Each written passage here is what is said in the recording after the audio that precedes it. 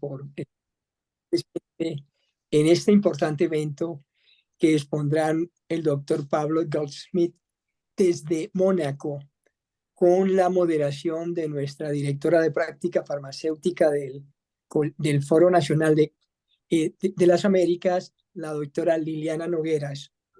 Adicionalmente, desde la Secretaría Técnica del Foro y el Colegio Nacional de Químicos Farmacéuticos de Colombia, estaremos Liliana Gasdic y Fernando Puello. Les damos la bienvenida y queremos que todas sus inquietudes las dejen plasmadas en el chat para que al finalizar la doctora Liliana las pueda hacer conocer al doctor Pablo y este a su vez les tenga una respuesta. Sin más preámbulos, le damos la bienvenida a la doctora Liliana y al doctor Pablo, quienes tienen la dirección de este evento, y muchas gracias por ofrecer nuestros conocimientos. Hola, ¿qué tal? Muchísimas gracias, doctor Fernando Puello, por esta introducción.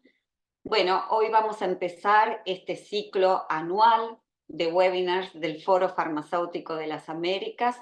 Es un honor para mí estar aquí, dándoles la bienvenida a todos ustedes, queridos colegas de las Américas.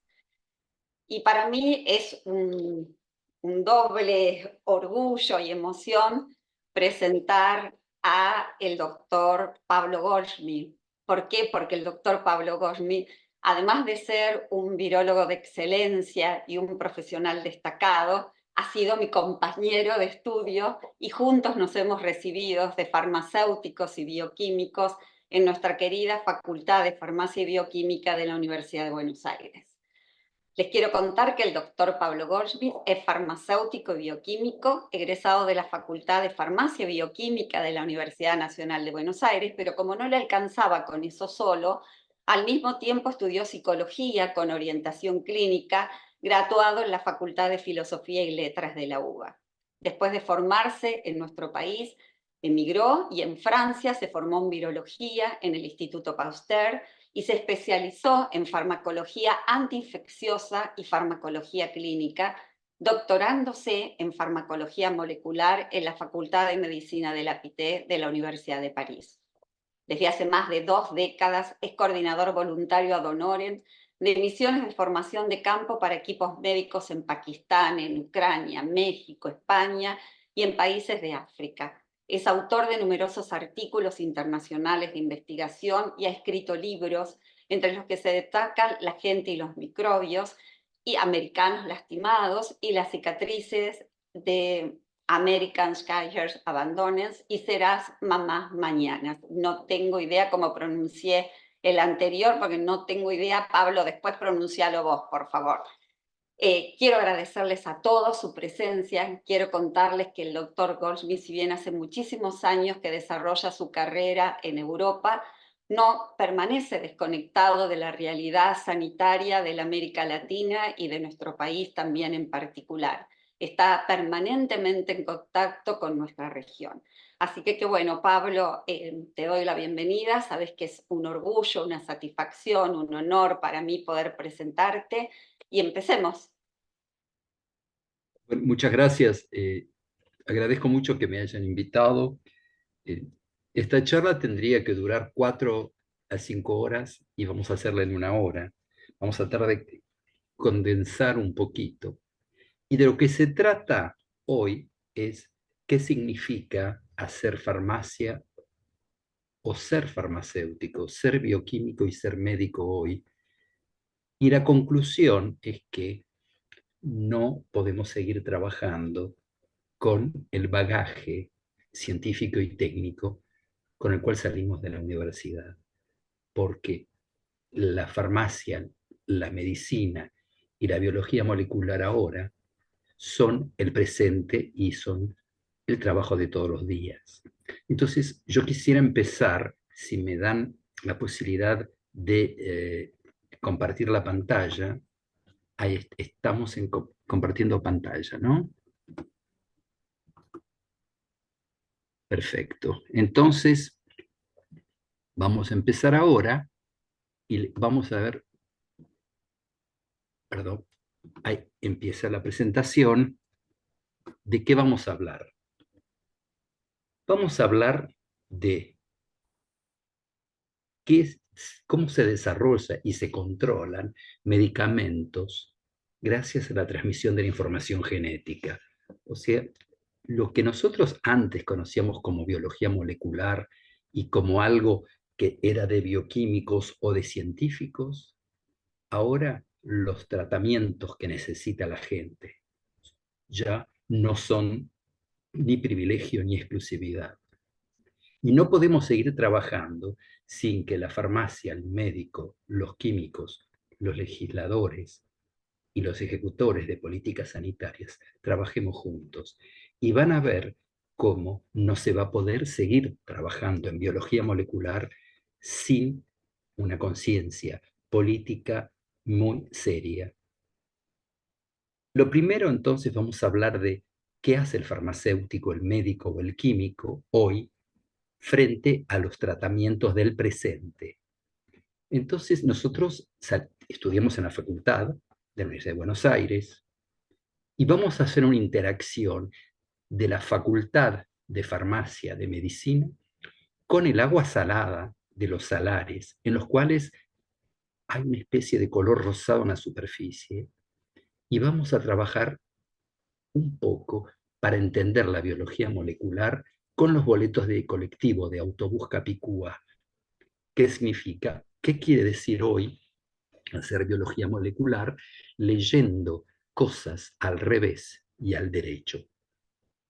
Entonces, lo que vamos a tratar ahora es de asimilar estos conocimientos para entender cuáles son estos tratamientos que nosotros vamos a dispensar. Vamos a trabajar con productos biológicos, ¿sí? Sabemos entonces que las especialidades medicinales se dividen en varias secciones.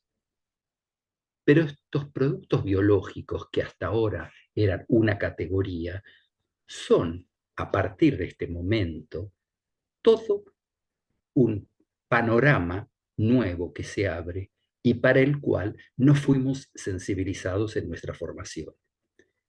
¿Qué significa? Que digamos que el que era farmacéutico, médico, o el que hacía farmacología o farmacodinamia, hasta el año 2000 estudiamos la estabilidad de los medicamentos, la química, la física, qué pasaba con la contaminación microbiológica y cuáles eran los efectos terapéuticos y toxicológicos. Y hacíamos análisis físico-químicos de las materias primas, de los productos en proceso y de los productos terminados. Perdóname, un minutito. Me parece que no tenemos la presentación para que se esté pasando las presentaciones. ¿Lo podemos chequear? ¿No están pasando las diapositivas? No, por eso. A ver A si ver, Sabrina nos puede ayudar. porque Sabrina. Sabrina, si no se escucha. no Sí, salió, las diapositivas no aparecen. Aparecen, pero me parece que no están muy... Parece que no están avanzando, sino está como el título inicial, la la primera página. Sí, sí puede verificar, Sabrina. sí, de pronto el doctor Pablo pausó la... A ver, yo tengo aquí la pantalla. Ahora sí, Ahí ahora sí. cambió. De acuerdo. ¿Están viendo la pantalla entera? Sí, ahora sí. Sí, señor, Ah, gracias. entonces, ¿esto lo vieron? No. Aparece como un rectángulo negro que me parece que está, Sabrina, que no deja ver completo. ¿Esto que se estoy moviendo ahora? Sí. Esos son de pronto problemas técnicos del doctor Pablo. ¿Qué tengo que hacer aquí?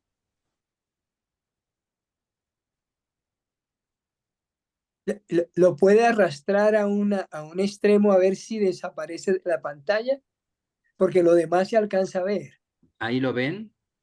Sí, pero está obstruyendo la visión.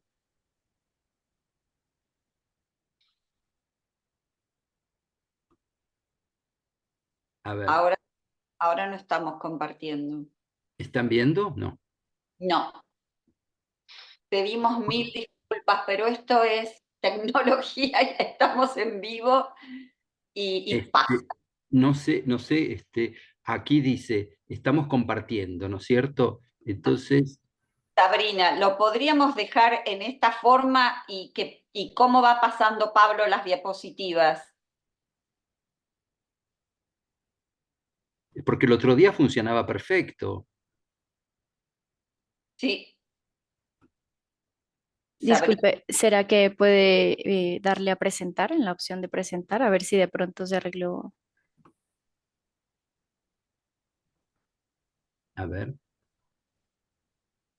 empezamos, a ver, aquí, ¿no es cierto? Sí. Ese está bien. ¿Pero usted la ven entera o no? No, pero la vemos y si vos podés moverlas, nosotros así la estamos viendo bien, No, creo. pero no es así, es que tiene que verse la presentación perfecta. Por eso, entonces hay que ponerla en forma presentación. ¿Y ahora? Ahora sí, perfecta. Y no ¿Se ve aparece el... bien? Perfecto. Perfecto, entonces estamos aquí.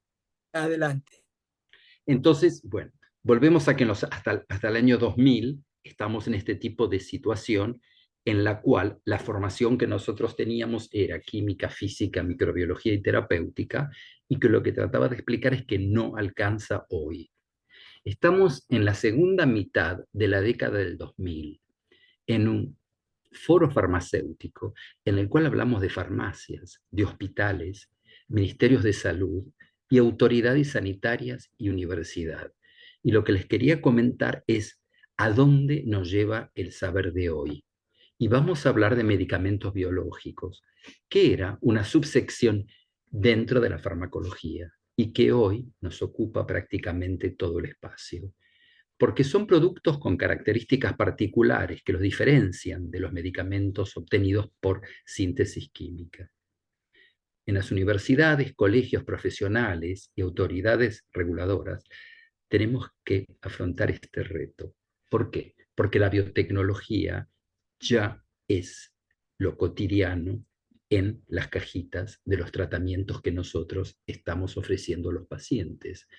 Esto que hasta hace 4, 5 o 10 años era trabajo de bioquímicos o de laboratorio de investigación, ya está llegando a las farmacias privadas y de hospital. ¿Qué son medicamentos biológicos? Son sobre todo proteínas. ¿Qué son proteínas? Son las estructuras de la vida. Son las que llevan a cabo todas las funciones. Todas las máquinas celulares son enzimas. Las enzimas son proteínas. Digieren, eliminan y copian, pegan y borran. Y tienen todas las propiedades de defensa y de contracción. Y bueno, cuando nosotros decimos que el ser humano o cualquier animal o cualquier vegetal, la vida está estructurada en proteínas, hay proteínas que pueden tener defectos, puede faltar una proteína, o no se produce, o no funciona, o es tóxica. ¿Cuál es el ejemplo más básico? Es la insulina. Es una proteína que falta en el caso de los diabéticos. O falta, o no se pega, o no hay receptor. Entonces, ¿cómo se obtiene? ¿De dónde viene una proteína? Viene de un ADN, o sea, de un gen que tenemos todos. Y este gen va a producir una traducción de una información en proteína. Del gen a la proteína es pasar del disco duro de una computadora, de un ordenador, al papel de la impresión.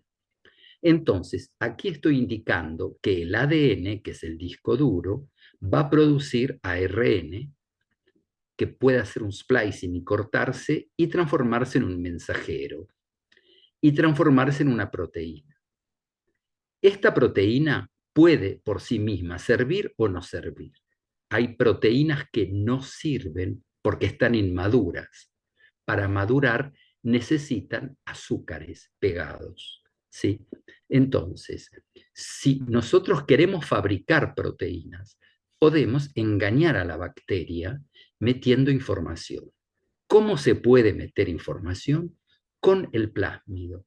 Plásmido son pedacitos de ADN que uno puede, por poración o electroporación, meter adentro de la bacteria. La bacteria tiene su cromosoma y un plásmido. Estos plásmidos se pueden abrir y uno puede meter información de lo que quiere que la bacteria produzca, ¿sí? Estos plásmidos se compran en el comercio. ¿Qué significa? Que si la bacteria va a producir sus proteínas, el plásmido también puede traducirse y fabricarme medicamentos. O sea que las proteínas se pueden fabricar por biotecnología gracias a estos plásmidos que uno los modula en lo que se llama ingeniería genética. O sea, la ingeniería genética, ¿qué es? Es analizar estos plásmidos, comprarlos y ver cómo funcionan. Fíjense que un plásmido que uno compra en el comercio tiene distintos espacios, lugares para iniciar la traducción, lugares que nos permiten purificarlo, lugares donde se termina la transcripción en el mensajero. Y bueno, todo esto uno lo tiene en una especie de, como si uno compra un aparato, compra un plásmido, lo abre y pone aquí la información. Quiero que fabriques tal cosa. Este plásmido, en función del mapa que ven acá, uno lo pone en la bacteria y la bacteria se transforma en una fábrica de proteínas y medicamentos. ¿Qué quiere decir? Que cuando ustedes vean que dice que es una proteína recombinante, es porque uno recombinó información adentro de un microbio. Entonces, uno compra el plásmido, lo corta, le pega el mensaje, lo cierra, lo pone en la bacteria y la bacteria va a ponerse a fabricar proteínas para ella y la proteína de la información que nosotros le damos. Y ahora viene el trabajo del farmacéutico y del químico. Aquí no es control de la síntesis orgánica ni de productos de degradación. ¿Qué hay que controlar? Y esto es lo que tenemos que estudiar. Cambia totalmente el concepto de control de calidad de medicamentos. Primero, el plásmido, ¿qué es? ¿Qué bacteria usamos? ¿El medio de cultivo va a tener restos bovinos? ¿Va a tener cerebro bovino que permite a ciertas bacterias crecer? Y vamos a decir no, porque con el problema de la vaca loca está prohibido hacer medicamentos con derivados de cerebro o derivado bovino. Entonces, cuando estoy explicando estos esquemas es a dónde vamos a tener nosotros que intervenir para asegurar la calidad de los medicamentos para la salud pública. Pero ustedes vieron que la bacteria, que sería esto que está acá, el plásmido va a traducir una proteína, pero no alcanza. ¿Por qué? Porque hay proteínas que por sí nos sirven y nos ayudan. Pero muchas proteínas con interés terapéutico necesitan que al fin de la traducción se agregue algo que se llama los procesos post-traduccionales, que sería pegarles azúcar para que sean activas. ¿Qué quiere decir? Que yo el plásmido y la proteína no me va a servir como medicamento si lo pongo en Escherichia coli. ¿Por qué? Porque no le va a pegar los azúcares. Si yo quiero que la proteína tenga azúcar pegado, voy a tener que utilizar, en vez de una bacteria, sea una levadura, una cándida, para que me pegue el azúcar a la proteína, o células animales, que son, por ejemplo, las células CHO, que es las que se utiliza para hacer medicamentos y ciertas vacunas. Ustedes saben que dice antígeno producido en células CHO, que es un cáncer de ovario de hámster, que tiene la capacidad de, cuando uno le pone el plásmido, de fabricar la proteína y pegarle los azúcares. Entonces, miremos acá a la izquierda. La bacteria me hace proteínas. Nos va a hacer las proteínas gracias al ARN mensajero que nosotros le pusimos al plásmido. Para que me madure la proteína y se me pegue azúcar, ¿qué necesitamos? No sé si ustedes se acuerdan en la universidad que hablábamos del aparato de Golgi y el retículo endoplásmico. Bueno, ahora se sabe que los azúcares se pegan, o sea, los ribosomas que traducen el mensaje del mensajero están en el aparato de Golgi, ¿sí? En el aparato de Golgi y después en el retículo van y se exportan. Si uno quiere hacer medicamentos que son glucoproteínas o glicoproteínas, van a ver que se expresan de las dos maneras, uno va a tener que utilizar como fábrica de medicamento una célula que tenga retículo endoplásmico y que tenga Golgi.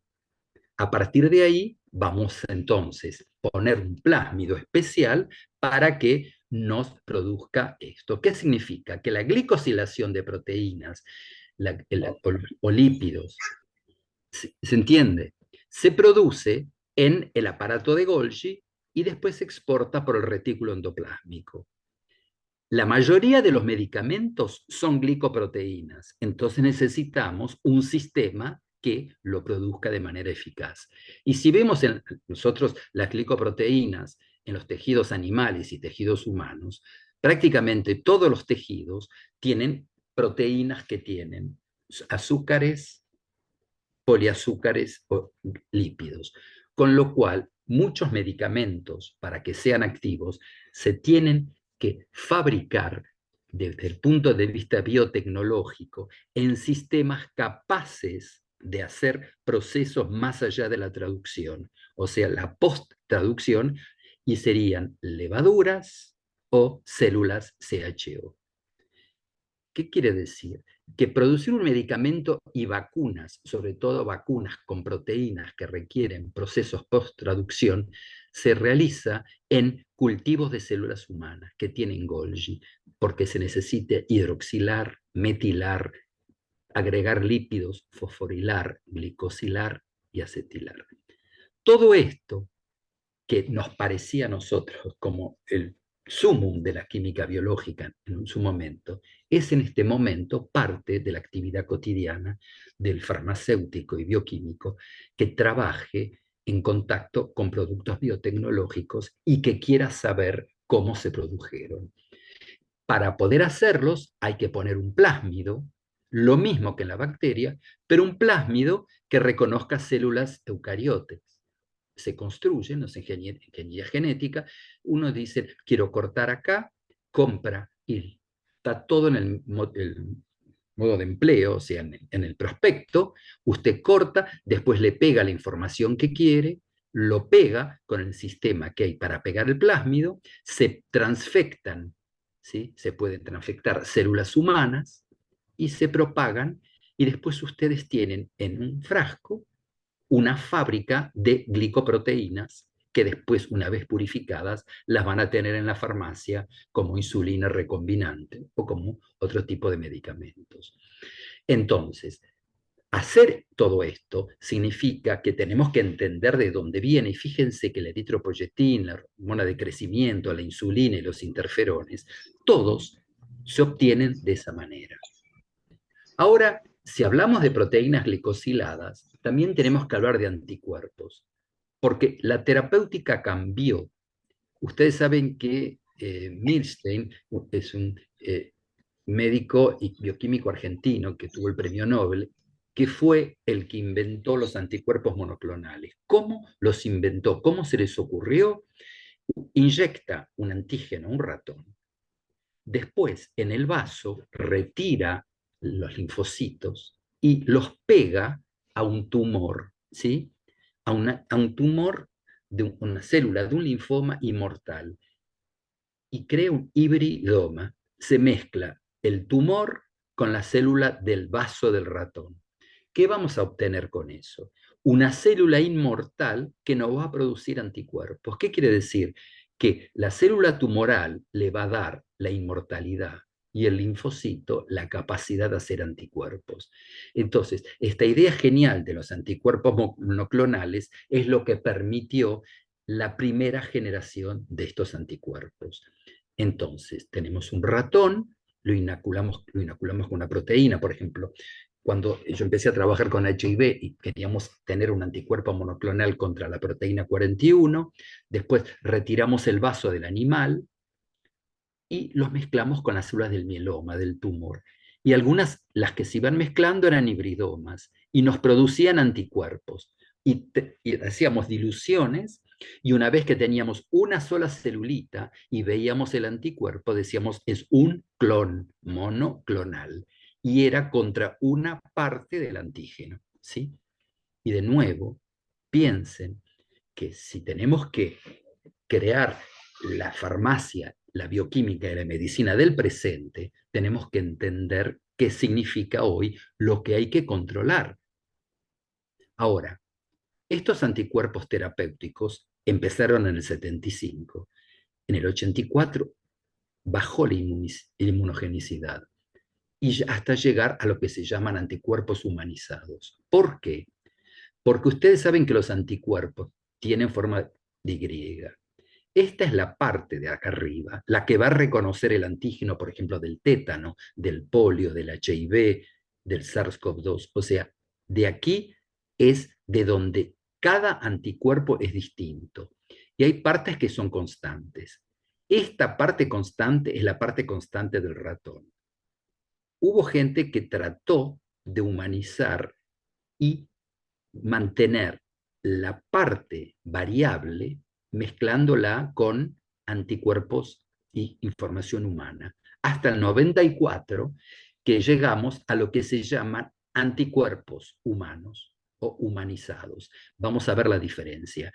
Entonces, ustedes van a ver que en la farmacia y en los hospitales estamos nosotros recibiendo y prescribiendo varios tipos de medicamentos. El murino, los quiméricos que son humanos, humanizados y humanos completamente. Y terminan en la palabra momab, oximab, o sumab, o mumab. Piensen y van a ver que no hay en este momento prácticamente ningún tratamiento de la artritis reumatoidea y de ciertos tumores que no tenga alguna molécula que termine en ximab. ¿Qué significa que termina en ximab? Que tiene un pedazo de ratón, que es este, y un pedazo humano. ¿Qué significa sumab? Esto, el CD52. Entonces, se obtuvieron quimeras de ratón y de humanos, que son glicoproteínas, pero esta parte no produce reacción inmunológica a cuerpo extranjero porque es humana. Esto sí produce porque es de otra especie. Entonces, el tratamiento podía fabricar anticuerpos contra esto y neutralizarlo. Ahora, el CDR es la partecita de acá arriba, que es lo que hay que mantener, que es lo que va a reconocer lo que nosotros queremos neutralizar. Entonces, en las farmacias o en los hospitales tenemos en este momento productos que terminan con el sufijo momab, ximab, sumab y mumab, que significa que gracias a técnicas de biología molecular se ha podido cambiar la parte inmunogénica del anticuerpo, la parte constante, manteniendo la parte variable del ratón. Pero también producía reacción, porque siempre había algo que no era en la quimera 100% humano. Y a partir de ahí, la biología molecular empezó a pensar que en nosotros, en nuestros genes, tenemos la capacidad de fabricar anticuerpos contra todo. Entonces, si nosotros buscamos en qué lugar del genoma está escrito dónde fabricar anticuerpos contra la sustancia X, la podemos aislar y inmortalizarla. A partir de estudios sobre el ADN humano, se fabrican anticuerpos sin pasar por el ratón. O sea, se utiliza lo que se llama la técnica de presentación de fagos, son virus que crecen muy rápido y van seleccionando proteínas, metiendo el antígeno y el anticuerpo. El anticuerpo sería lo que el fago va a reconocer y gracias al el CDR. Entonces, la fusión del gen que codifica un péptido con un gen del fago es lo que permitió la obtención de lo que son anticuerpos humanizados. Todos los medicamentos que terminan con el sufijo sumab. Entonces, uno toma células B de las cuales extrae el mensajero, lo convierte en cDNA. Después busca con PCR todas las zonas variables hasta que hace un screening. Esto se hace a alta velocidad en empresas que testean y hasta que uno encuentre en qué lugar va uno a obtener un mensajero que reconozca tal antígeno.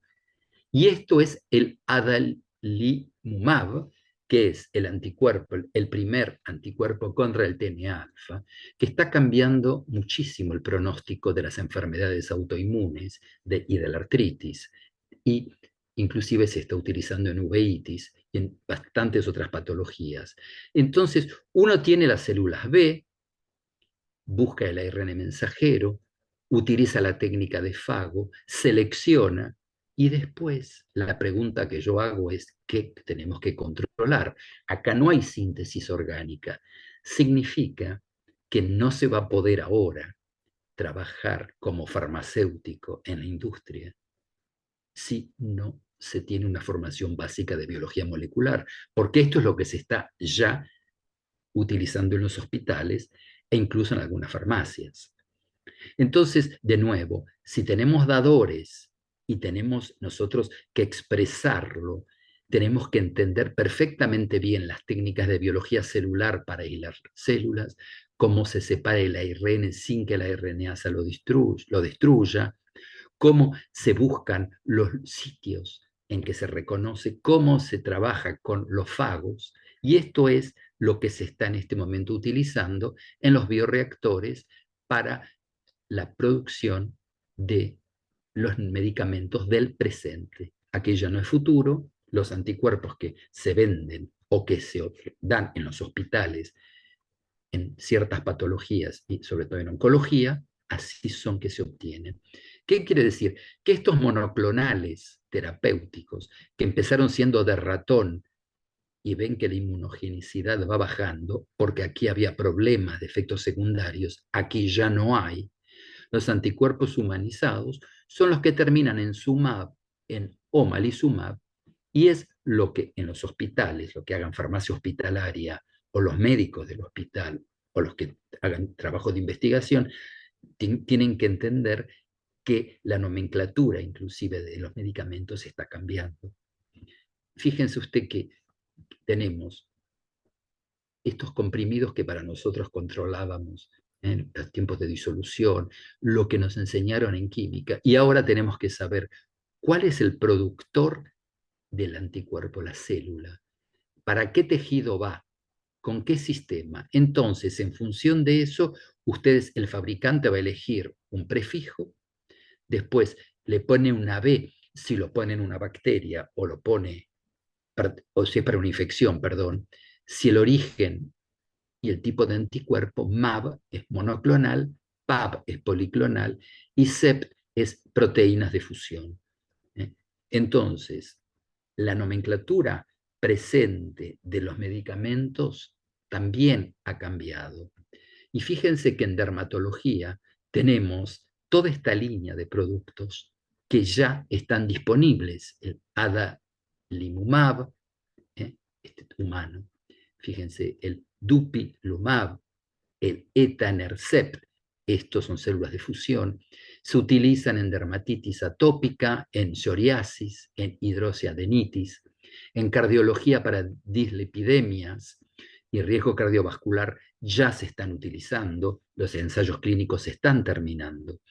En gastroenterología para la enfermedad de Crohn, el adalimumab, en hematología, en inmunología, tenemos el anifrolumab, el basiliximab. O sea, ustedes ven que todo esto, que pareciera nuevo, ya está disponible en nefrología, por ejemplo, eculizumab, y se está utilizando hasta para la migraña en ciertos casos y para la esclerosis en placa. ¿Sí? Creo que alguien tiene el micrófono encendido. En reumatología, también en este momento, sobre todo en poliartritis, estos anticuerpos monoclonales disminuyen el uso de corticoides. Eso es importantísimo. Y también disminuyen el uso de antiinflamatorios no esteroides. Por supuesto que hay que controlarlo muy bien porque pueden tener efectos inmunosupresores y predisposición a infecciones, sobre todo pulmonares. Pero todos estos productos ya se están en este momento utilizando en ciertas patologías severas. En oftalmología, en la degeneración macular ligada a la edad, ¿sí? O en la neuromielitis óptica también. En los edemas maculares de los diabéticos y en ciertas infecciones se están utilizando estos anticuerpos monoclonales, que son proteínas con azúcar, glucoproteínas, que en vez de hacerlas en levadura, las hacemos por ingeniería genética gracias a las técnicas de selección de fagos. En oncohematología es donde en este momento más se están estudiando y donde más publicaciones y ensayos clínicos. Como pueden ver, las letras van explicando el origen monoclonal hecho en células de qué tipo. Entonces, de nuevo, sepamos que hay una nomenclatura internacional de los nuevos medicamentos, o de los medicamentos, digamos, yo no digo del futuro, porque son del presente, y en función de cuál es el blanco terapéutico, qué nombre le pone el fabricante, dónde se fabrica y qué tipo de anticuerpo, le van agregando el MAB, la letra A, E antes, la B y la fantasía anterior. Es decir, que todos estos medicamentos disponibles ahora tenemos ya la manera de identificarlos. Ahora, cuando se habla de medicamentos, también se habla de genéricos. Y ustedes saben que en la síntesis química de los genéricos se pide la bioequivalencia. ¿Qué quiere decir bioequivalencia? Que si yo a una persona le estoy dando 100 miligramos del medicamento original y le mido en la sangre 10 microgramos, cuando le doy la copia o el genérico, tengo que encontrar la misma cantidad. Si no, no se absorbe. O no se absorbe, o se destruye, o todo va al baño, todo pasa al intestino, o se destruye en el estómago, o no es eficaz. Entonces, ¿qué es lo que yo estoy explicándoles con esto? Que en entre 1 y 3 años, uno puede desarrollar un medicamento genérico, o sea, copiar un medicamento del mercado. Y le puede costar los análisis que tiene que hacer 1 a 3 millones de euros. Los biosimilares son problemas de síntesis biológica, o sea, se dieron cuenta que si necesitamos todo este trabajo de biología molecular, tenemos que tener la misma eficacia, tenemos que tener el cultivo celular. Son moléculas grandes, porque son proteínas o glicoproteínas, complejas, y duran 5 a 6 años el hecho de poder sacar un biosimilar o lo que sería un genérico biológico, y los laboratorios dicen que poder fabricar uno de estos medicamentos vale 100 a 300 veces más que lo que les cuesta desarrollar un genérico. ¿Sí? Entonces, un biosimilar es un medicamento biológico y tiene su referencia en normas europeas. Y la equivalencia tiene que tener la misma actividad biológica. Ahora, ¿cómo medirla? Por ejemplo, el anti-VEGF, que es el Vascular Epithelial Growth Factor, que es el que se inyecta a las personas con problemas de la mácula, ¿sí? Sobre la forma húmeda, hay un original. Pero si ustedes quieren sacarle, imitar, ¿qué tienen que hacer? Además de la opción clínica, hacer una bioequivalencia. ¿Y cómo se puede hacer? Es dificilísimo, y el que tenía la técnica original no la quiso dar. Entonces, como es un factor de crecimiento de células vasculares, yo había propuesto como modelo las células del endotelio vascular del embrión. Son células muy sensibles que necesitan un factor de crecimiento. Si el anticuerpo lo bloquea, vamos a comparar el original con el bioequivalente.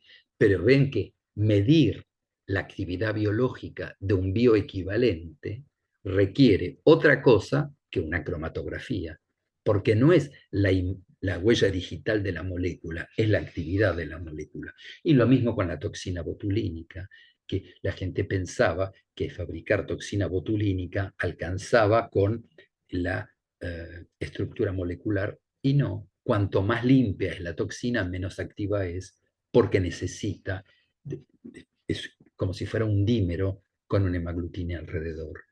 Entonces, si uno no mide la actividad biológica, no puede decir que es bioequivalente. Ahora, hablamos de productos biológicos y tendríamos que hablar un poquito de qué es la farmacología regenerativa, que también es una farmacología del presente. ¿Sí? ¿Qué significa?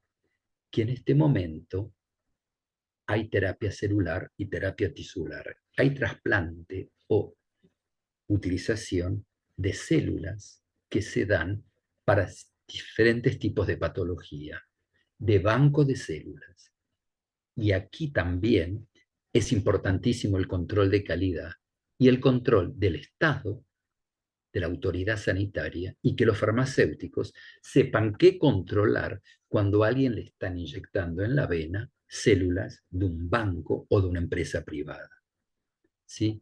¿Qué quiere decir? Que si estamos hablando de terapia celular, uno puede dar drogas, pero también puede utilizar células de la misma persona o de un banco de células, y le puede inyectar a esas células un mensaje y volverlas a inyectar en el individuo. ¿Es o no es un medicamento? Y la respuesta es sí. Todo lo que se haga con material biológico destinado a un tratamiento, sí. Entonces hay que saber lo que son los progenitores de estas células, qué es lo que se le pone, cómo se mantienen. Y quedaría por poner en evidencia qué significa la terapia génica. Son medicamentos biológicos. Estamos hablando de medicamentos, de tratamientos y de actividades farmacéuticas y médicas.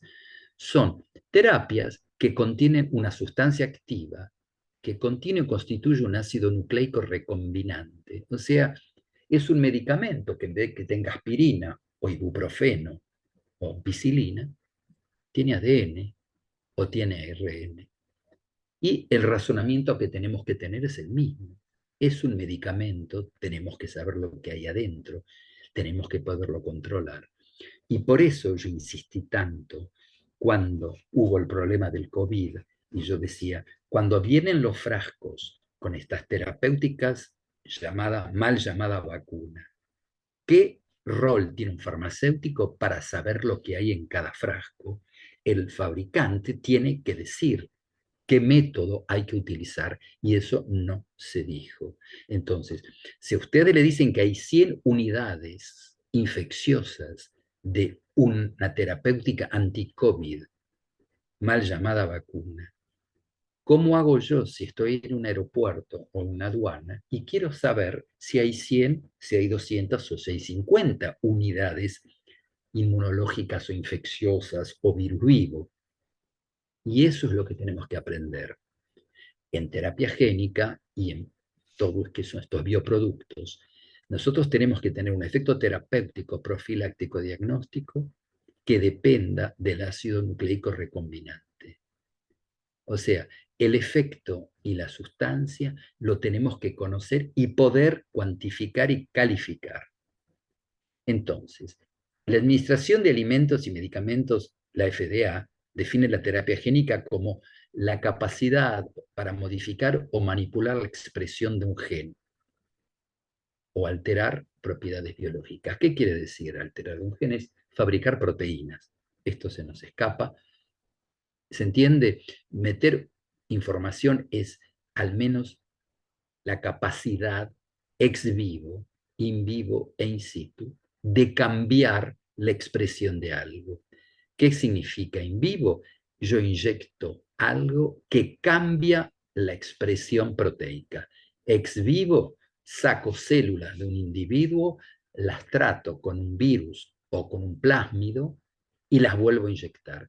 E in situ, si yo veo que, por ejemplo, hay un tumor, inyecto algo para que el organismo fabrique alguna proteína que destruya el tumor.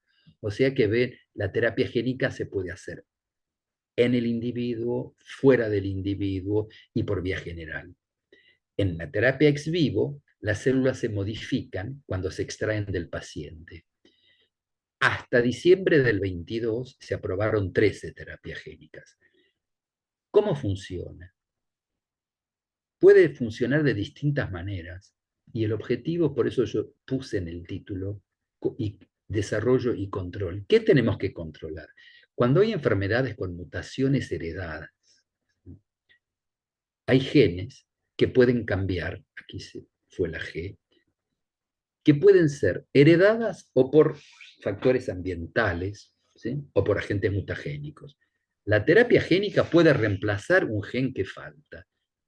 Hay enfermedades, vamos a ver después, que hay gente que nace con un gen que falta. O puede haber un gen que exprese sustancias que pueden ser nocivas y puede haber genes que hay que desactivarlos porque están produciendo enfermedad. La terapia génica entonces puede modificar las células adentro y afuera del cuerpo. Cuando se utiliza para modificar dentro del cuerpo, uno inyecta un vector que porta el gen directamente en el paciente. ¿Qué quiere decir?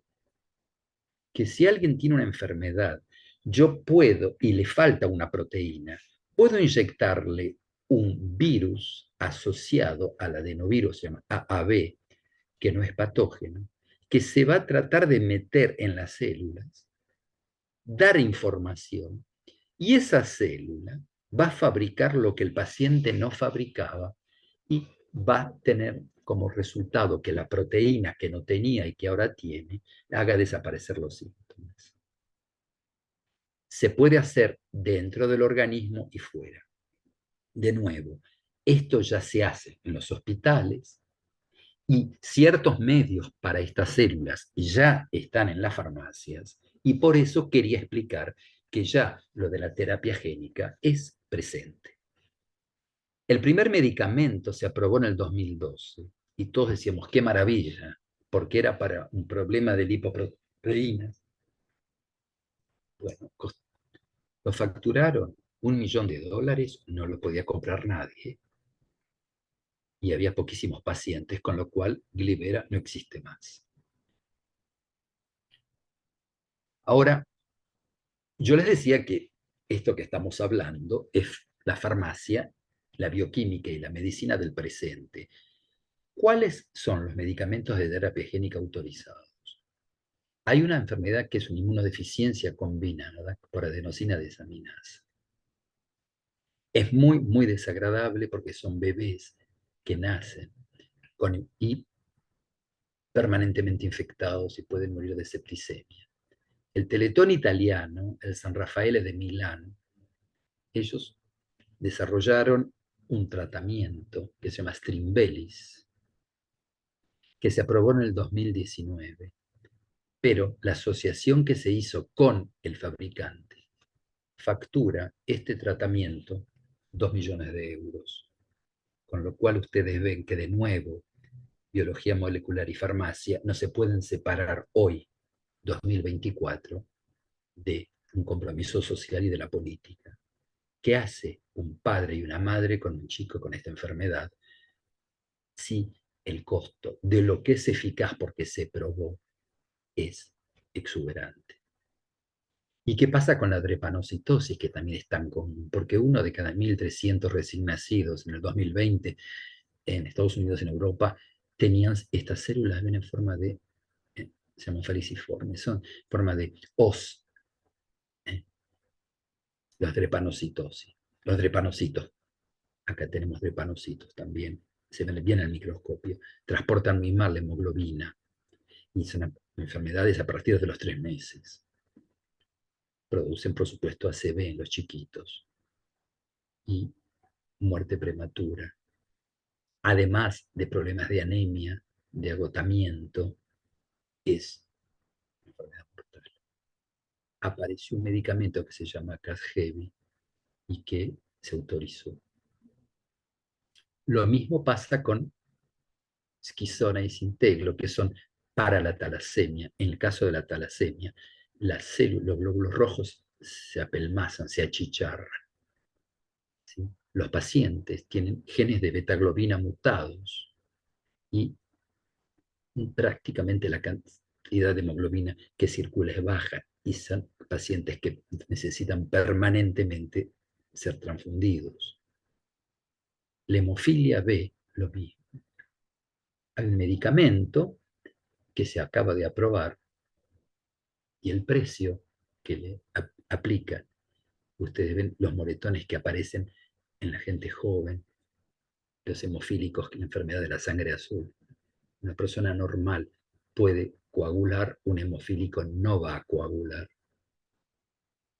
Y están cobrando $3.264.000 cada inyección.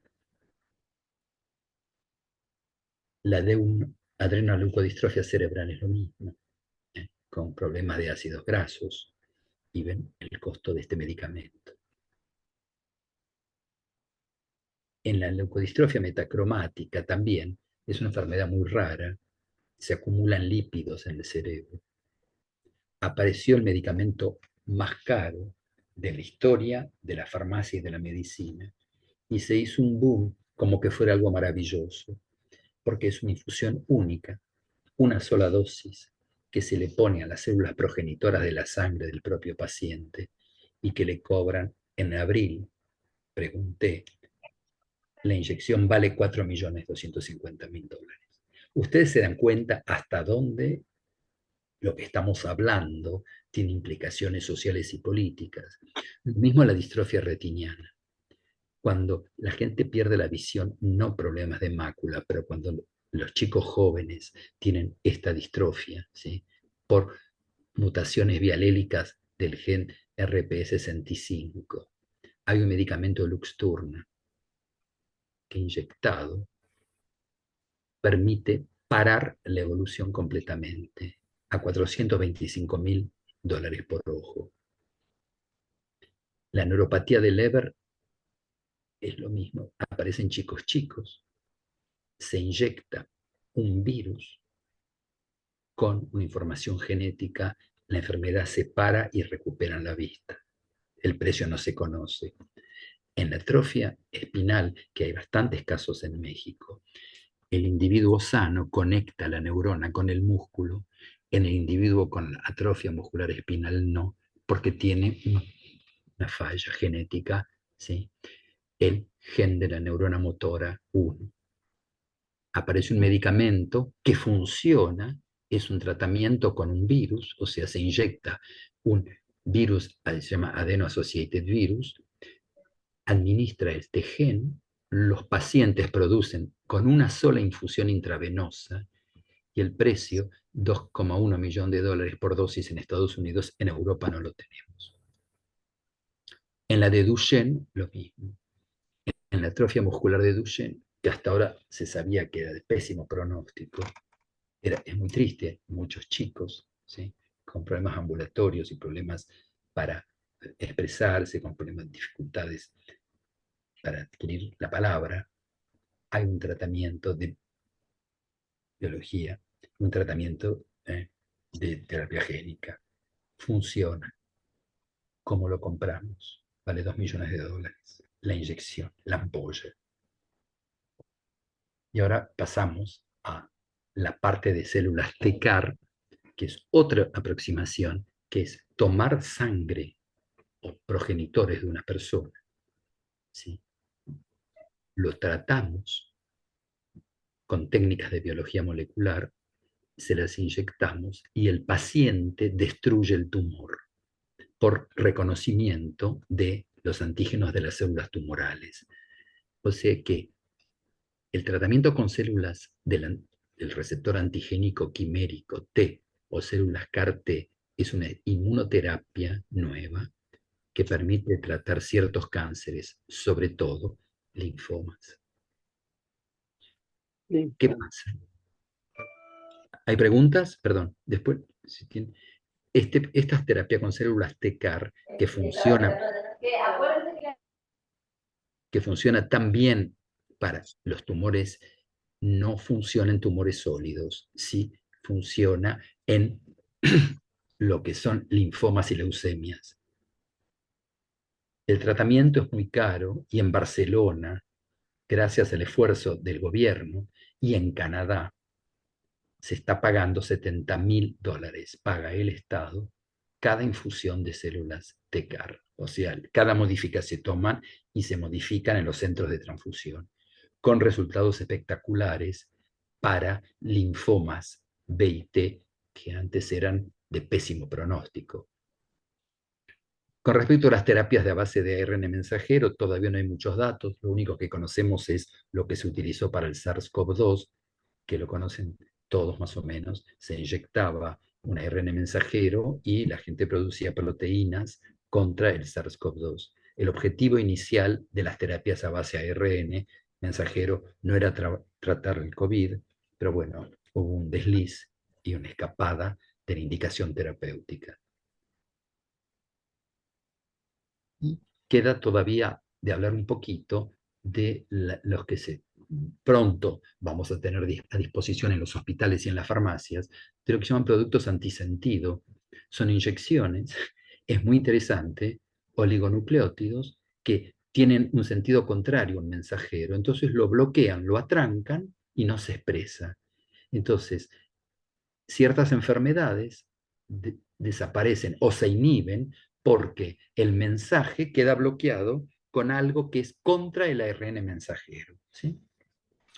Hay de estos varios ensayos, todavía no les puedo comentar mucho, se está tratando para artritis, Alzheimer, osteoporosis. Y después hay también datos que todavía no están disponibles de terapia epigenética, que sería la epigenética es todo lo que tiene que ver con una secuencia de ADN en la cual las letras son las mismas, pero hay cambios según la edad y la exposición a factores ambientales. Por ejemplo, se pueden metilar ciertas bases y entonces aparecen como etiquetas pegadas al ADN que se activan y se desactivan. Y se piensa que, según los ensayos preliminares, esto podrá utilizarse para corregir errores de enfermedades genéticas. Y el último punto es el CRISP, que tanto se habla. ¿Y qué es el CRISP? Cuando uno lo escucha y lo ve y lo analiza en la prensa, parece que esto es complicadísimo. Y le voy a tratar de explicar de dónde viene. Ustedes saben que hay bacterias halófilas que viven en el agua salada y hay bacterias que viven en el agua dulce, bacterias en todas las situaciones. Y hay un señor español, Mojica, que le interesaba muchísimo la genética de las bacterias. ¿Qué pasa? A principios de los 80, un señor japonés, y Mojica, descubre qué cosa. ¿Ven estos boletos capicúa? ¿Qué significa un capicúa? Que se leen de un lado y del otro. Palíndromes se llaman, secuencias palindrómicas. Tomaban el ADN, lo leían y decían, pero no puede ser. En este pedacito yo lo leo para la derecha y a la izquierda y me dice lo mismo. En cambio, acá no entiendo nada en la mitad. Acá lo mismo. O sea que son repeticiones de capicúa que son cortas y que están agrupadas regularmente con interespacios. Esto es CRISP.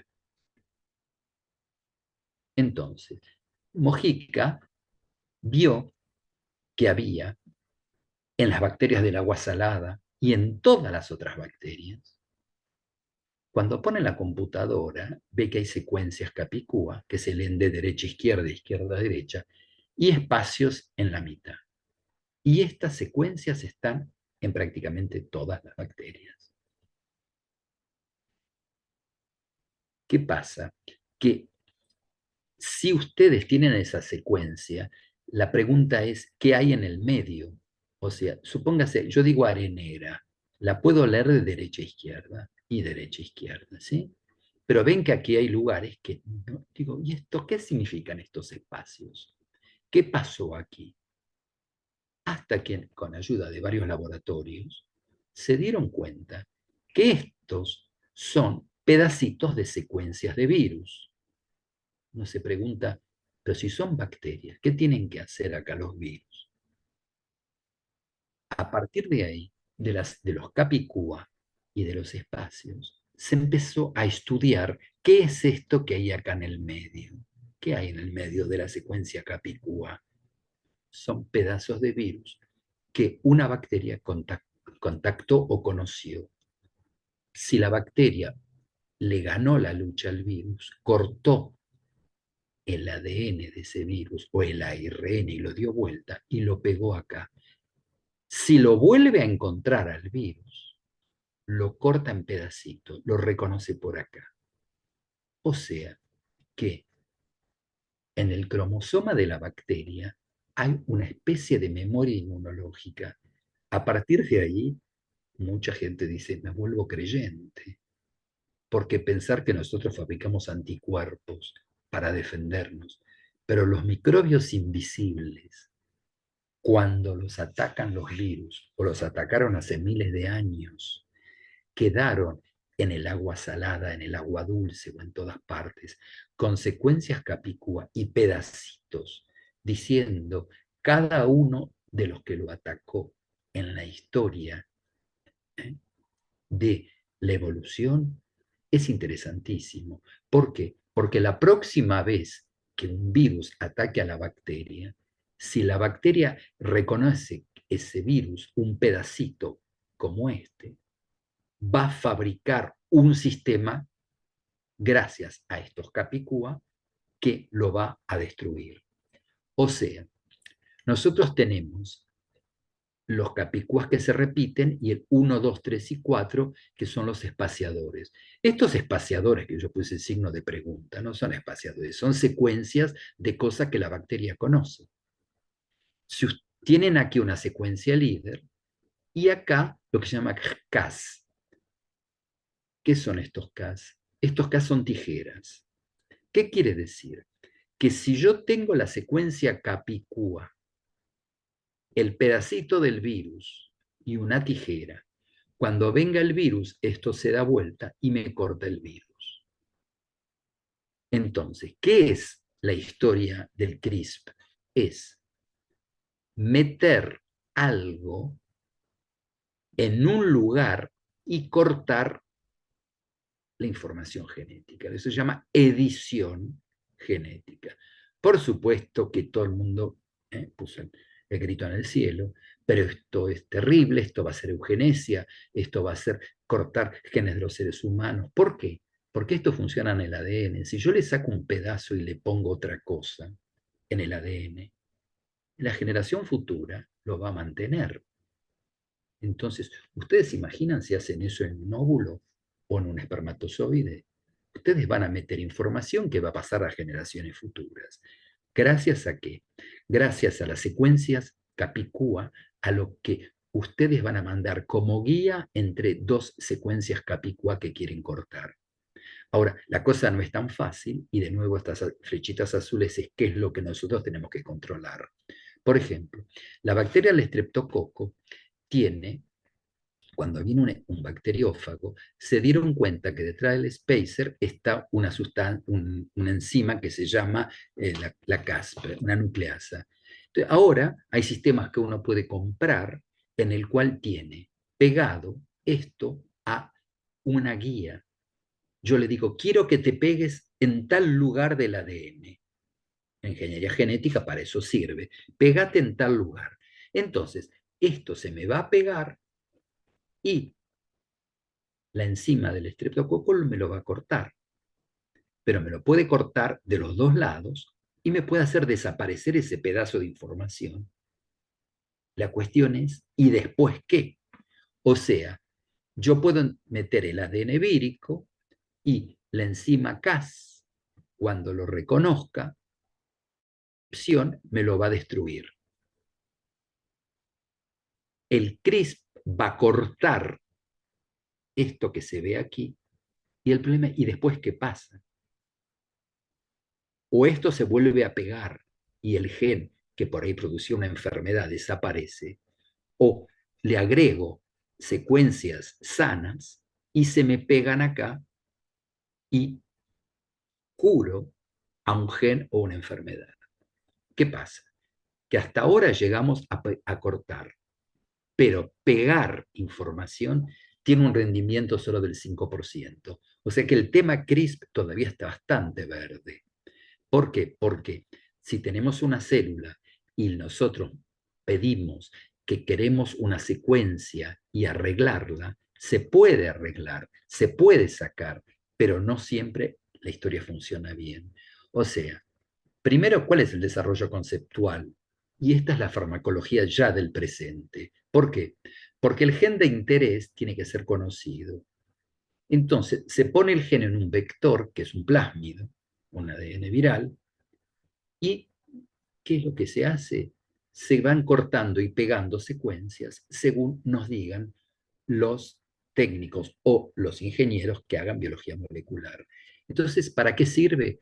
Para células animales, para enfermedades, sirve para hacer nuevos medicamentos, nuevas plantas, va más allá de lo que es la transgénesis. Si yo tengo un ADN objetivo, que es este, y lo quiero cortar, lo puedo sacar gracias a la Cas9 que lo rompe y la guía que yo le voy a poner, que la voy a diseñar. La nicasa lo mismo. Entonces, esto que parece un poquito ciencia ficción, en el 84 se pudo sacar células hematopoyéticas, o sea, precursores, yo no digo nunca células madres porque no son células madres, las únicas células madres es el espermatozoide y el óvulo durante las primeras horas. Todo lo demás son células pluripotentes, no totipotentes. Totipotentes es una célula que puede hacerlo todo, pluripotentes son células que pueden hacer varias cosas. Entonces, en el 90, una chica de 4 años con una enfermedad de adenosina desaminasa, se le pudo tomar células pluripotentes, cortar, ponerle un gen sano y la cosa funcionó. Desde ese momento hay poca cosa que sale. Sin embargo, en la drepanocitosis, que es lo que vimos hace un rato, que es esta enfermedad con drepanocitos en forma de hoz, ¿sí? Una enfermedad de la sangre, pueden producirse oclusiones y muertes, sobre todo en los chiquitos. Y en la talasemia es una microcitosis por un problema de hemoglobina, en la cual hace falta todo el tiempo transfundir. Esta gente tiene dificultades, inclusive cuando toma el avión, cuando toma ciertos medicamentos, o quinina o antiinflamatorios. Son enfermedades, a veces la talasemia, talasos, ¿no? En griego es el agua, por el Mediterráneo, eran primos, gente que venía de la zona mediterránea, o del norte de África, o del Líbano, o primos de Israel. ¿Qué pasó? Cuando se casaban entre primos y hacían un hematocrito y veían que había microcitosis, se podía hacer el análisis de la hemoglobina y aparecía la talasemia alfa o beta. La drepanocitosis al microscopio se ve muy bien y además es una enfermedad grave. Entonces, hay un medicamento que ahora existe para la talasemia, se llama Casgevy, que se toman las células y se silencia un gen en los glóbulos rojos, porque el problema viene de los restos de hemoglobina fetal. Y bueno, la Comisión Europea autorizó que el Casgevy se pueda en este momento administrar. O sea, sepan que la técnica del CRISP, esto de las bacterias, del agua salada, de la tijera, de la edición, en este momento ya está disponible. ¿Para quién? Para chicos de más de 12 años, afectados por drepanocitosis severa, o sea, cuando la drepanocitosis sí realmente, con crisis vasoclusiva, ¿sí? Y para beta-talasemia, que son permanentes dependientes de transfusión. Perdón, no escucho. ¿Alguien habla? No. Entonces, el CRIS puede servir para limpiar genes oncógenos que producen cáncer, suprimir tumores, trabajar sobre la resistencia de drogas, aumentar la capacidad de las células T. Inclusive hay gente que piensa que se va a poder utilizar en células madre para tratar ciertas formas de la demencia llamada enfermedad de Alzheimer. La historia es tomar las células, meter el plásmido, dirigir la información que uno quiere, cortar la información que no sirve, o cortar la información que produce el tumor y inyectar las células nuevamente. Como ven, las aplicaciones son numerosas. ¿Cómo vamos a hacer nosotros en el hospital, en el laboratorio y en la farmacia? Solo nos queda estudiar ahora, porque esto ya es presente. Entonces, ¿cuáles son los controles de los medicamentos que tenemos que hacer de la información genética? Es dificilísimo. ¿Por qué? Porque tenemos el vector, tenemos la célula del paciente, los bancos celulares. Todo este tipo de información necesita, y todo este tipo de material necesita normas y controles que todavía no están perfectamente detallados. ¿Y por qué lo digo? Porque fíjense la cantidad de productos recombinantes que ya están disponibles en las farmacias. ¿De dónde se hacen? De células CHO, que son los cánceres de hámster, ¿sí? Célula VHK, algunos se hacen en células de mosquito, y están aprobados de hace muchos años, y sin embargo queda el proceso post-obtención del producto, de extracción y de purificación, no estamos formados para eso. Y menos aún para la terapia celular. ¿Qué es? Es ya no inyectar un virus con un gen o cambiar un gen, pero es comprar un medicamento que es sangre de cordón. ¿Por qué? Porque ahí hay progenitores, que lo llaman células madres. El hemacord, ¿sí?, se utiliza como un producto que se vende o se da en las clínicas y hospitales. Hay otra preparación que se llama lantidra, que son células halogénicas de islotes de Langerhans, que se ponen en la vena a porta hepática. Se autorizó hace muy poquitito en los Estados Unidos. Es una terapia celular halogénica, o sea, es de la misma especie, pero de otro individuo, en la cual se les dan islotes para adultos que tienen diabetes tipo 1 y que no pueden alcanzar el objetivo de la hemoglobina glucosilada. ¿Por qué? Porque tienen repetidos fenómenos de hipoglucemia, a pesar del control de la educación. Entonces, la antidra se inyecta, pero para evitar que las células sean rechazadas, porque es de otro, como dice aquí, halogénica, no es del mismo individuo, estos islotes, pero de reacción inmunológica, hay que crear lo que sería, entre comillas, un SID artificial químico, o sea, una inmunosupresión. Inyectar 5.000 equivalentes islotes. Para pacientes que reciben más de 3 infusiones no se sabe qué pasa. Se sabe lo que hasta ahora, que con 2 y con inmunosupresión aumenta el riesgo de infecciones, por supuesto, pero los pacientes controlan los problemas severos de diabetes con las células de Langerhans que producen lo que ellos son incapaces de producir. O sea, este también es un nuevo medicamento reciente que se agrega a la lista de terapéuticas antidiabéticas.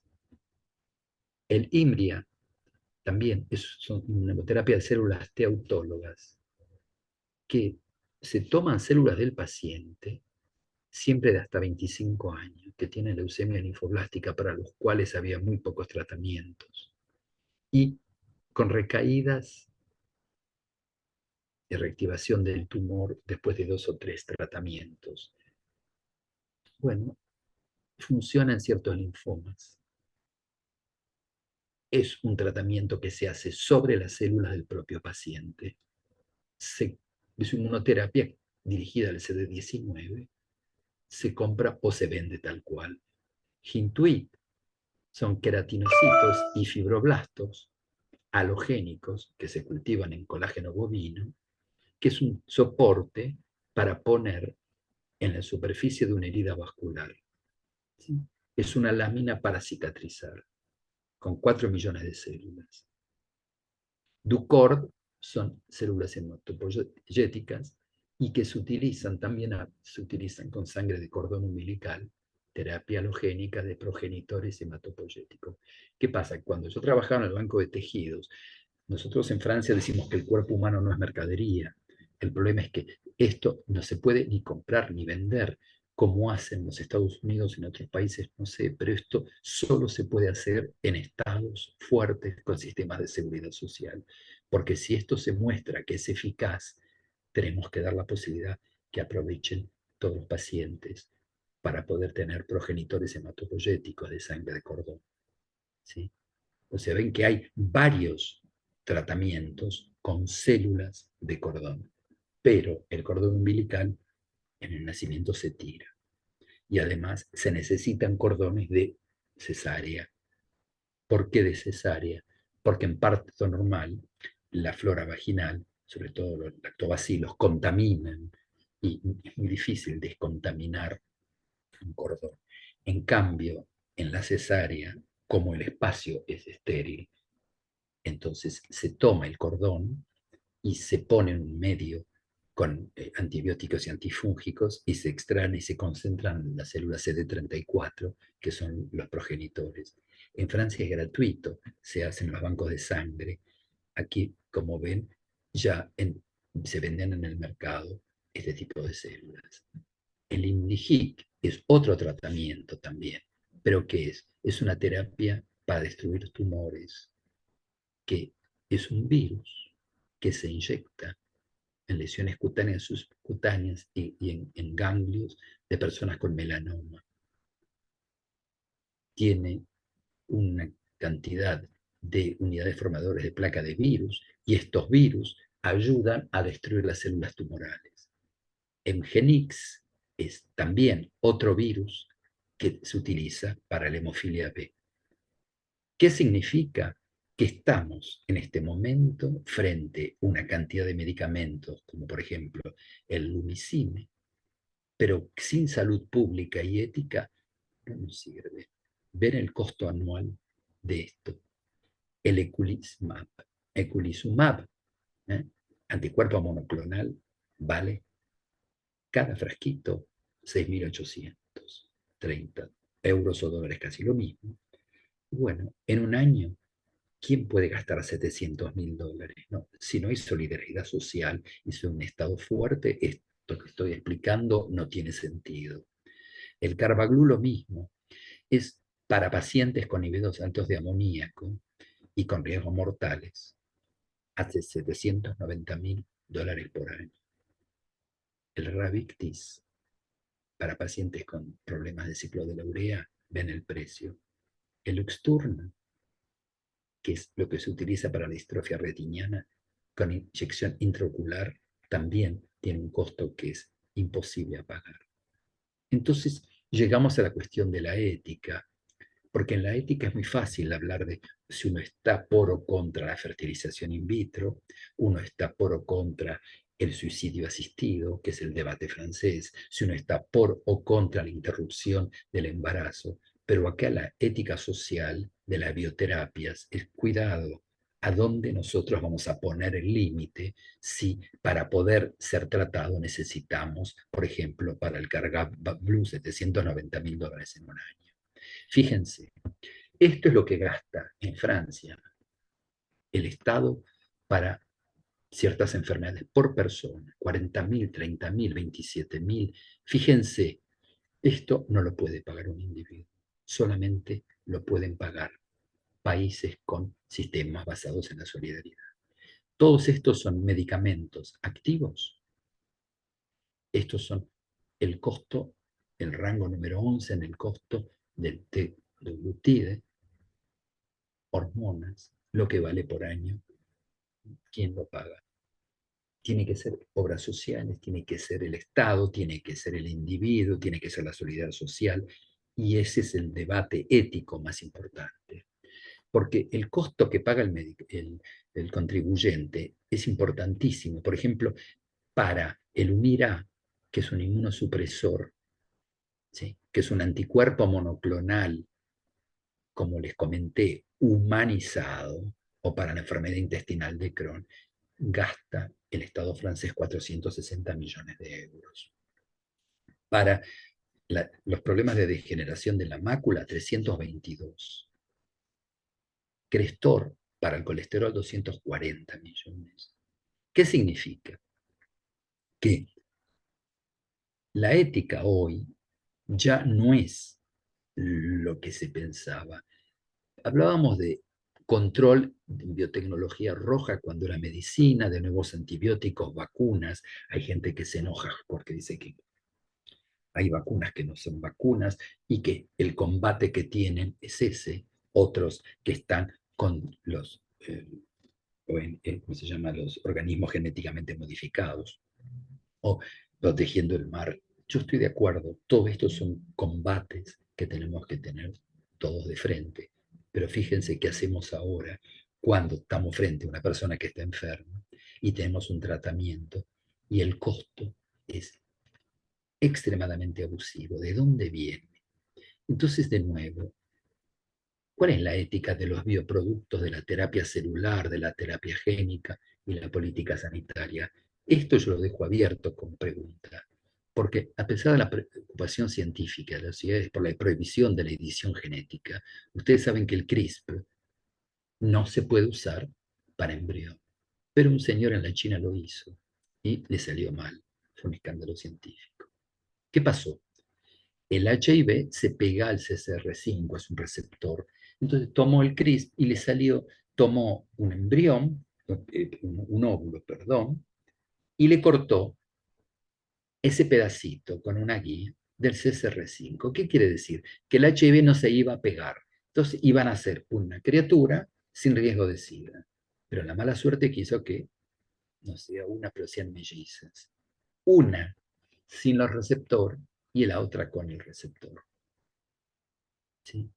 Bueno, este señor estuvo preso, ahora desapareció, no se sabe dónde está. Otro señor, también ruso, quiso hacer lo mismo. Y en la actualidad la edición genética del embrión, o sea, no se puede tomar ahora un óvulo o un espermatozoide, un óvulo fecundado, y decir, bueno, voy a estudiar la técnica CRISPR, voy a cortar tal pedacito porque quiero hacer eugenesia. No se puede. O sea, uno puede romper ADN con alta eficacia, pero la mayoría de los embriones no reparan el daño. Cuando lo reparan, es el 5%. Por eso está prohibido, porque vamos a llegar entonces a una situación totalmente incontrolable. Entonces, la investigación actual sobre el tratamiento de terapia génica se ha centrado en atacar células del cuerpo, como la médula ósea o las células sanguíneas. Y no se puede transmitir. Cuando usted trata un tumor, no está tratando a las células progenitoras. En cambio, la terapia génica, si usted está trabajando con óvulos y espermatozoides, que son células germinales, lo que usted cambie va a pasar a los hijos y a los nietos.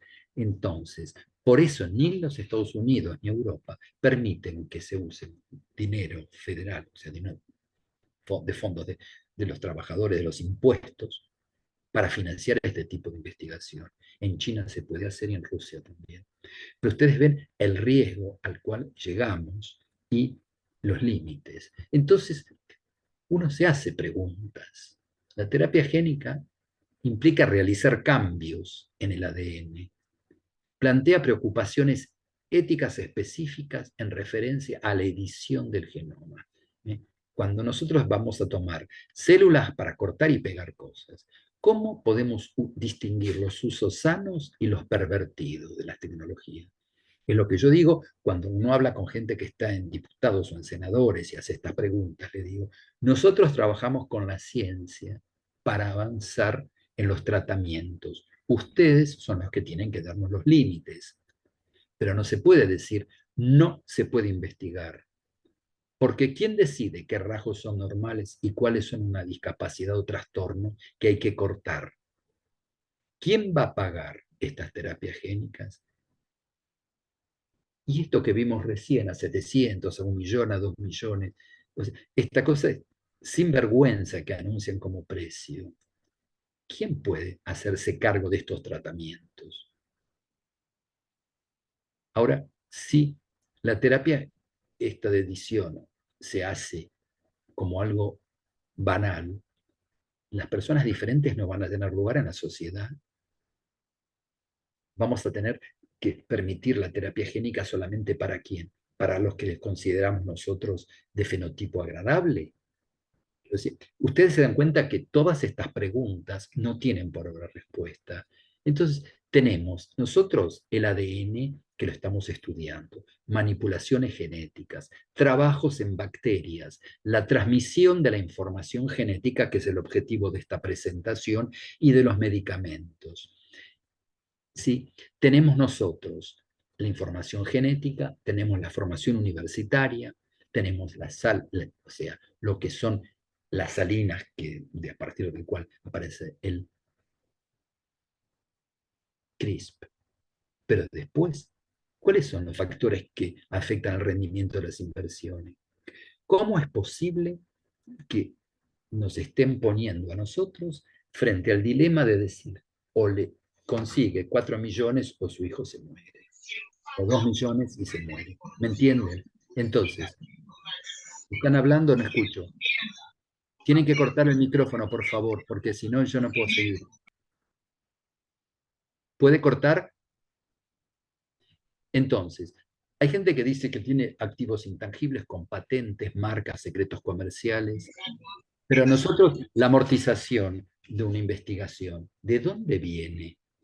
Y yo me hago esa pregunta, porque fíjense, tenemos nosotros el CNRS o el CONICET, los hospitales, el NIH, y tenemos el ADN, y tenemos sistemas de amortización.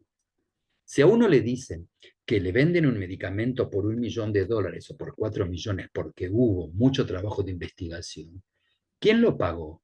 Lo pagó, si lo pagó el Weizmann, o lo pagó el CNRS, o lo pagó el CONICET, o la Assistance Publique, o el Hospital Adasa. Lo pagaron el impuesto del pueblo, de los trabajadores. No lo pagó el laboratorio. El laboratorio tomó el medicamento y lo distribuye. Y quieren en 3 años amortizar todo el esfuerzo que se hizo con el dinero del tesoro público. Entonces, por más sistema francés, alemán o americano que haya en la amortización, la investigación es una cosa que no se puede facturar al enfermo desesperado cuando sabe que hay un tratamiento, cuando no fue el laboratorio que vende el que gastó el dinero, sino ese dinero vino de los fondos públicos. Por eso, si hablamos de la Facultad de Farmacia y Bioquímica o de la carrera del químico farmacéutico de Colombia, de Venezuela o de México, tenemos que tener en cuenta que estamos nosotros con un problema mundial de formación. Tenemos enfermos, tenemos una medicina globalizada y tenemos que saber a dónde vamos a ir a parar. ¿Por qué? Porque en la farmacia, la biología molecular ya entró por las proteínas, por las funciones, por la genética, por la bioquímica. Y no podemos nosotros seguir trabajando para beneficio de la humanidad si no estamos formados ni siquiera en finanzas. ¿Cómo adaptar la formación de médicos, ingenieros y farmacéuticos y economistas de salud frente a los desafíos no del futuro, del presente? ¿Cómo estimular la investigación, el desarrollo de estrategias? ¿Cómo hacer para controlar estos productos? Y los marcos legales. ¿Cómo pensar los límites éticos de la investigación, el interés común y los riesgos eugenésicos? ¿Y sobre qué base debemos establecer los costos? Y esto es lo que preocupa hoy, porque tenemos mucho trabajo por delante, pero hay mucho trabajo hecho. Pero ¿cómo establecemos lo que vale un medicamento para salvarle la vida a alguien que está gravísimo, que puede morir y que con una inyección o dos se salva a una criatura que le vamos a reducir el riesgo de discapacidad? Bueno, yo les agradezco que tomen en cuenta estas preguntas.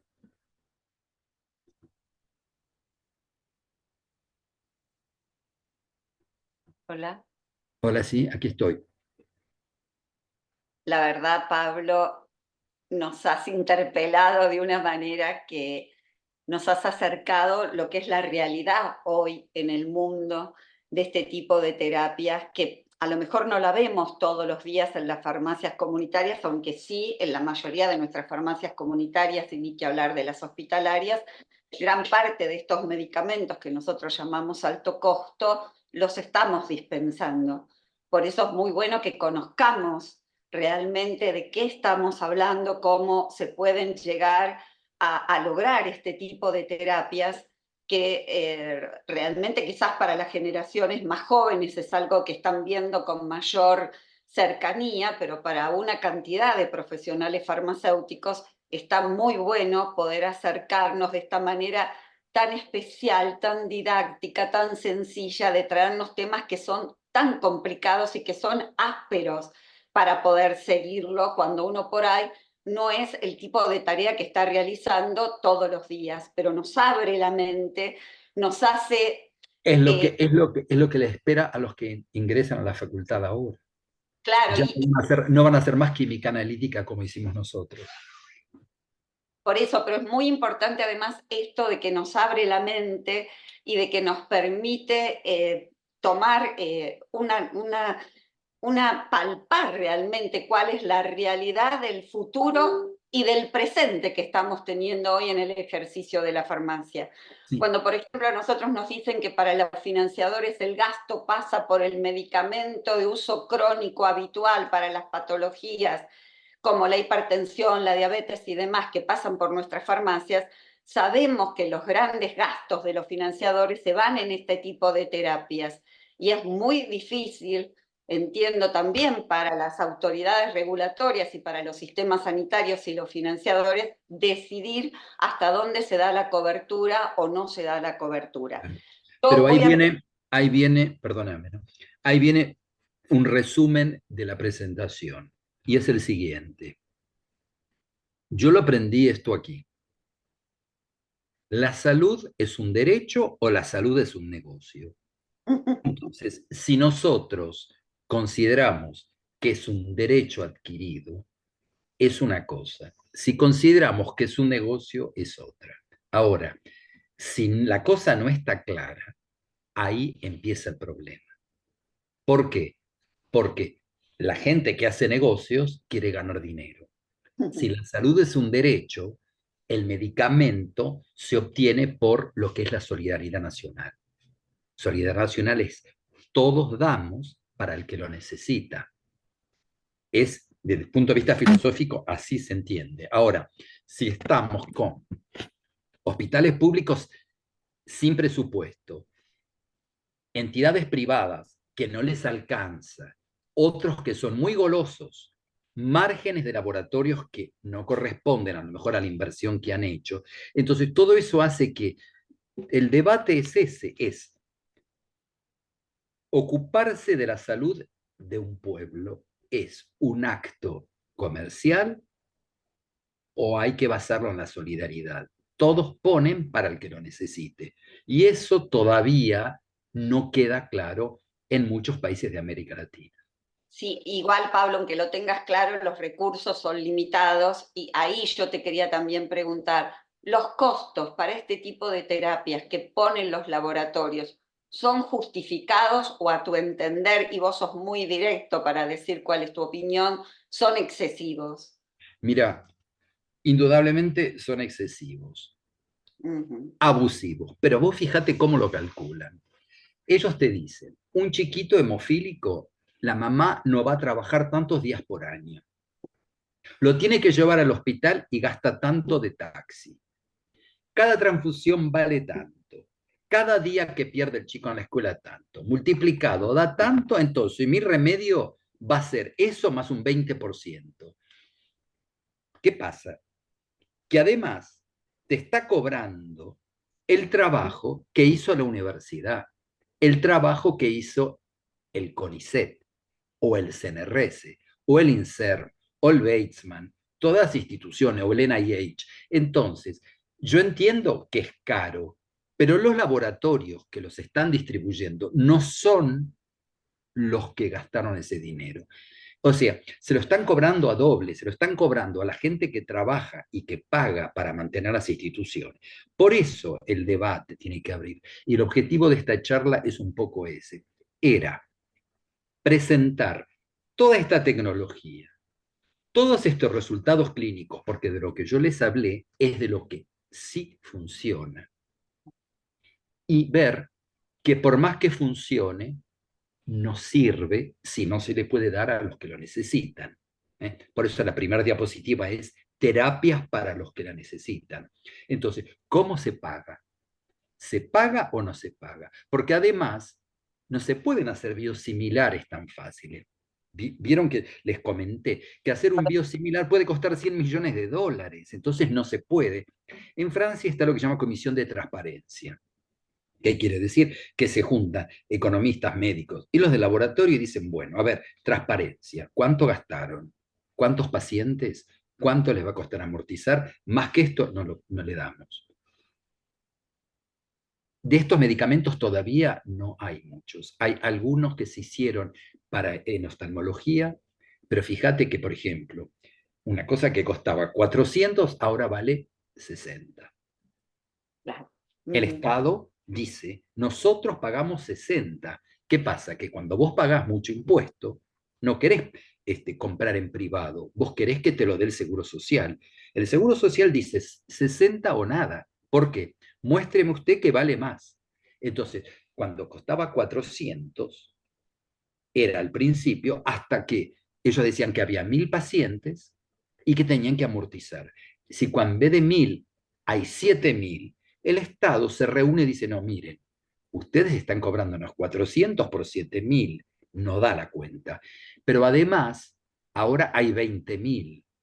Y además, ustedes no justificaron, si hay un Estado fuerte, y eso es lo difícil, ¿cómo hacer que la salud sea un derecho como el derecho a respirar? Bueno, Pablo, te digo que te están felicitando, te están agradeciendo por tu exposición. Y tengo una pregunta que te va a Sí. llevar, hay algo de tiempo, que no sé si podrás contestarla en poquito tiempo, que dice, consulta sobre los medicamentos ARN mensajero. ¿Cuán seguros son para el caso de COVID? ¿Se debería aplicar cada año al igual que las vacunas? La respuesta es no lo sé. Eh, Primero, ¿por qué? Porque ¿cuánta gente hoy se enferma con COVID serio? ¿Cuánta gente con SARS-CoV-2 es internada? Entonces, ¿por qué perdemos tiempo con eso? ¿Por qué no seguimos en la charla de antes? Porque el COVID durante 3 años nos hipnotizó y no nos dejó ver lo que estamos... Por eso quería, esto que estoy presentando es importante. Para mí el COVID hoy no es un problema.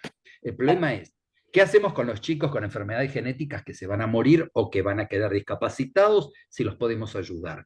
Y no tienen los 3.200.000 o el 1,5 millones.